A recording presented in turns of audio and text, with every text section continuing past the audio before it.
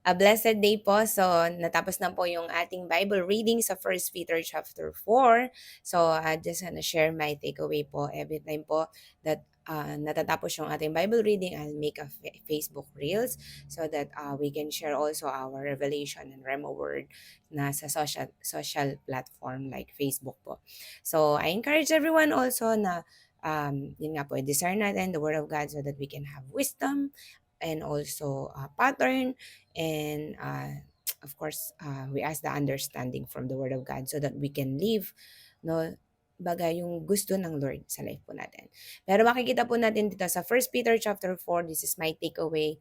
Verse 12, mga minamahal, huwag na kayong magtaka sa mabibigat na pagsubok na inyong dinaranas, na para bang ito'y di pangkaraniwan. Sa halip, magalak kayo sa inyong pakikibahagi sa mga paghihirap ni Kristo upang maging lubos ang inyong kagalakan kapag nahayag na ang kanyang kalwalhatian. Pinagpala kayo kung kayo'y kinukutya dahil kay Kristo, sapagkat sumasa inyo ang espiritu ng kalwalhatian, ang espiritu ng Diyos. So sa 12 and 14 po, makikita po natin na um, as it is na po talaga yung mga yan. So yung pagsubok, no, sigurado po daranasin po natin.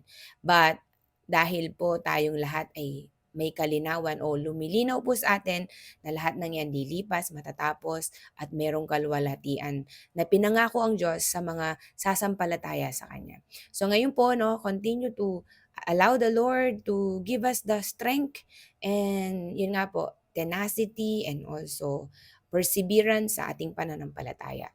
Dahil sabi niya, pinagpala tayo, no, dahil kung kinukutya po tayo dahil kay Kristo, ay sigurado pong sasaatin ang kanyang kalwalhatian and the eternal life that He promised to everyone na mananampalataya sa Kanya. Yun po yung ating takeaway na I hope pa nabigyan po tayo ng inspiration today that we will continue to hold on to God. Whatever happen, ano man yung pagsubok na yan kapatid, lahat yan daranas tayo, lahat yan maaring i-allow ng Lord, no? Pero wag po tayong papatinag. Magtiwala, manampalataya, at mabuhay para kay Kristo. God bless you po.